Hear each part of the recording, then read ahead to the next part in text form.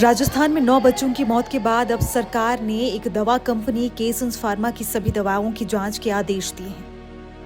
ये मामला तब सामने आया जब सीकर में एक 5 साल के बच्चे की मौत हो गई, जिसने कथित तौर पर खांसी का सिरप पिया था। लेकिन कहानी यहाँ खत्म नहीं होती। भरतपुर से भी 2 ऐसे मामले सामने आए और परिवार ने दावा किया कि उनके 2 बच्चों की मौत भी सितंबर में इसी तरह से दवा लेने और फिर बेहोश होने के बाद हुई थी। नीतीश सिर्फ 5 साल का था। रात को खांसी का सिरप पिया, फिर सो गया। लेकिन सुबह जब नहीं उठा तो परिवार वाले डॉक्टर के पास लेकर गए, जहां डॉक्टर ने बताया कि वो अब नहीं रहा। हालांकि ये सिर्फ नीतीश की कहानी नहीं, कई और बच्चे भी हैं जिनके माता पिता ने भी सरकारी दवा वितरण केंद्र से यही सिरप दिलवाया था, जो उनकी जानलेवा साबित हुआ। इस घटना के बाद सरकार हरकत में आई और केसन्स फार्मा की सभी दवाओं पर तुरंत रोक लगा दी गई। इनके दोबारा जांच के आदेश भी दिए गए हैं, लेकिन सरकार भरतपुर के बच्चों की मौत को इस कफ सिरप से जोड़ने को तैयार नहीं, क्योंकि उनकी दवा पर्ची पर यह सिरप नहीं लिखा था। एनडीटीवी की टीम जब बच्चों के गांव पहुंची तो लोगों ने बताया कि सरकारी दवा वितरण केंद्रों पर यही दवा यानी डेक्स्ट्रोमेथोफोन हाइड्रोब्रोमाइड मिली थी। यहाँ सांगानेरी डिस्पेंसरी, हाँ, वहाँ से दिलवाई थी मैंने। शाम को बुखार की दवाई दी, ठीक थी, और सुबह भी मैंने बुखार की दी थी, और 1 बजे इसके खांसी चल रही थी तो मैंने खांसी की दवाई दी। तो यही दवाई थी? हाँ, यही दवाई थी। ये दवाई देने के बाद में मैंने इसको, ये सो जाती है 1 बजे, 1 बजे सो गई। सोने के बाद में मैंने इसको 4 बजे उठाया दूध पिलाने के लिए, तो ये बेचैन पड़ी हुई थी, बेहोश की हालत। उठी नहीं ये उठी नहीं। फिर उसके बाद क्या हुआ? फिर डॉक्टर के पास लेके आए। वहीं आसपास के नहीं, आसपास के नहीं, यहाँ पे अनीता डॉक्टर था, वहाँ पे बताया कि ये बहुत सीरियस है। अब सवाल ये कि अगर पर्ची पर नहीं लिखी थी तो फिर बच्चों को ये दवा मिली कैसे?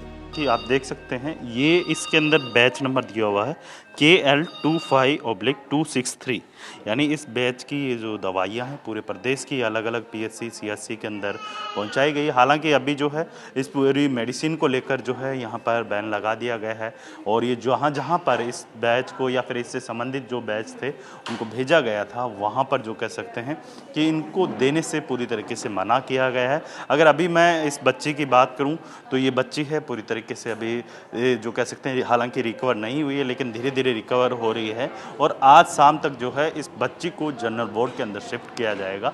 और इसके अलावा अगर प्रदेश के अन्य जिलों की बात की जाए, चाहे आप सीकर की बात कीजिए या फिर आप भरतपुर की बात कीजिए, वहाँ पर भी इसी तरीके का मामला है वो सामने आया, और ये वही दवाई है जिसके सेवन से जो विदेश के अंदर किसी जो कह सकते हैं कि ऐसे कई देशों के अंदर भेजी गई थी, जिसके बाद से जो है इस पूरी तरीके से इस मेडिसिन को जो कह सकते हैं बैन कर दिया गया था। और अब जो है राजस्थान के अंदर इसके जो साइड इफ़ेक्ट हैं ख़ास तौर पे बच्चों के ऊपर देखा जाता है। और इसकी अगर मैं बात करूं, ये मेडिसिन जो है अमूमन जो बच्चों को 4 साल से कम बच्चे होते हैं उनको देने से पूरी तरीके से मना किया जाता है।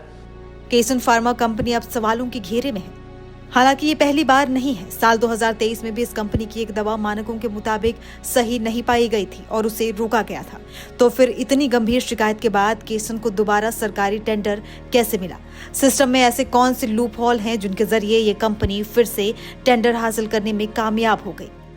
भले ही लैब रिपोर्ट में केसन फार्मा को क्लीन चिट दी गई हो, लेकिन अब भी ये प्रकरण सवालों के घेरे में है। सबसे बड़ा सवाल ये है कि बच्चों की मौत आखिर हुई कैसी? सरकार कहती है कि 3 बच्चों की जो मौतें हुई हैं उसमें सिर्फ सीकर वाले बच्चे को ही ये दवा प्रिस्क्रिप्शन में लिखी गई थी। लेकिन भरतपुर में जब एनडीटीवी की टीम पहुंची तो वहां पर बच्चों के परिवार वालों ने वो शीशियां दिखाई जो वो स्वास्थ्य केंद्र से लेकर आए थे। दूसरा बड़ा सवाल ये है कि क्या फार्मा कंपनीज के लिए मापदंड बदल के उन्हें फ़ायदा पहुंचाने की कवायद की गई? और तीसरा सवाल ये है कि क्यों भाजपा नेता राजेंद्र राठौड़ खुद अपनी सरकार पर सवाल उठा रहे हैं। कफ सिरप से हुई बच्चों की मौत के बाद भले ही दोषी कंपनी पर कार्रवाई हुई हो, लेकिन सबसे बड़ा सवाल यह है कि जब पहले भी इस कंपनी पर सवाल उठे थे तो इसे दोबारा सरकारी टेंडर क्यों दिया गया? क्या नियमों की परिभाषा बदलने से कुछ कंपनियों को फायदा पहुंचाने की कोशिश की गई है? ये वो सवाल हैं जिनके जवाब सरकार को देने होंगे, ताकि फिर कोई मासूम इन लापरवाहियों का शिकार न बने। प्रारंभिक रूप से तो ये जो दवा है ये 4 साल से कम उम्र के बच्चों को नहीं दी जानी चाहिए, और जो साइड इफ़ेक्ट्स आ रहे हैं जो इस दवा के हैं वे प्रारंभिक रूप से बच्चों में देखने में आए हैं, जो कि डिजीनेस, ड्राउजीनेस, ब्रीथलेसनेस इस तरह के हैं, हेलुसिनेशंस। तो ये उसके प्रारंभिक रूप से उसके साइड इफ़ेक्ट नज़र आ रहे हैं। आप लोगों ने क्या कोशिश किया है, क्या कोई दवा पर रोक लगाई है, कोई जांच वगैरह? हमने दवा के नमूने लिए गए हैं भरतपुर, सीकर, झुंझुनू से, और जो भी बैचेस हैं उसकी रोक लगा दी गई। करीब 21 बैच हैं जिन पर रोक लगाई गई है और जांच के लिए नमूने लेबोरेटरी में जमा करा दिए गए हैं और शीघ्र ही जांच रिपोर्ट आने पर आगे की कार्रवाई की जाएगी।